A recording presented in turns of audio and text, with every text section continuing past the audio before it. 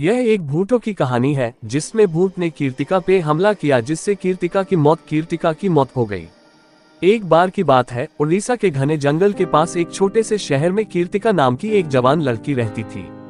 वो एक साधारण परिवार से थी। कीर्तिका अपने माता पिता की लाडली और इकलौती बेटी थी। उसके माता पिता उससे एक पल के लिए भी दूर नहीं रहते थे।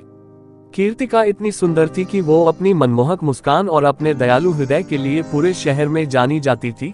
लेकिन उसकी माँ कीर्तिका को लोगों से थोड़ा दूर ही रखा करती थी क्योंकि वो डरती थी कि कहीं मेरी बेटी को किसी की नजर ना लग जाए।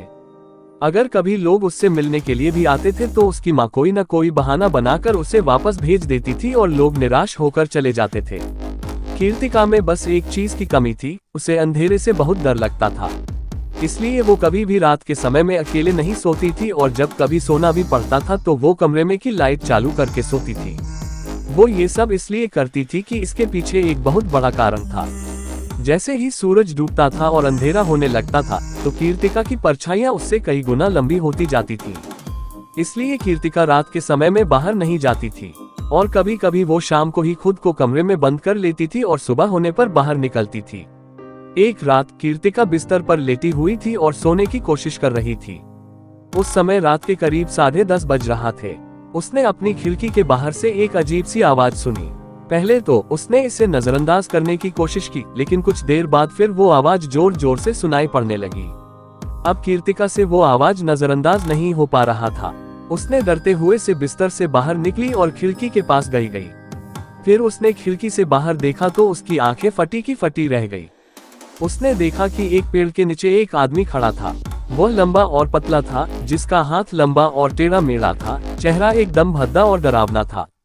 वो आदमी अपनी डरावनी और मृत आंखों से कीर्तिका को घूर रहा था। कीर्तिका अच्छे से समझ चुकी थी कि ये आदमी कोई इंसान नहीं है, बल्कि ये एक भूत है। कीर्तिका बहुत डर गई। उसने धीरे से खिड़की बंद करके वहां से भागने की कोशिश की, लेकिन वो भूत बहुत तेज था। वह खिड़की के माध्यम से घर के अंदर आ गया और कीर्तिका के बाल पकड़कर उसे वहां से घसीटते हुए जंगल की ओर लेकर चला गया। कीर्तिका ने उसके साथ बहुत संघर्ष किया और चिल्लाया भी, लेकिन उसकी आवाज किसी के कानों में नहीं गई।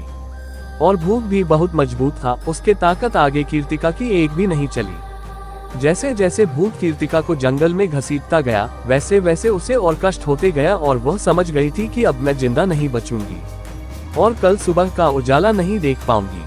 इसलिए उसने भगवान का नाम लेकर अपने आप को उस भूत के हवाले कर दिया। फिर भूत ने कीर्तिका को जंगल में ले जाकर मार दिया, जिससे कीर्तिका की मौत हो है।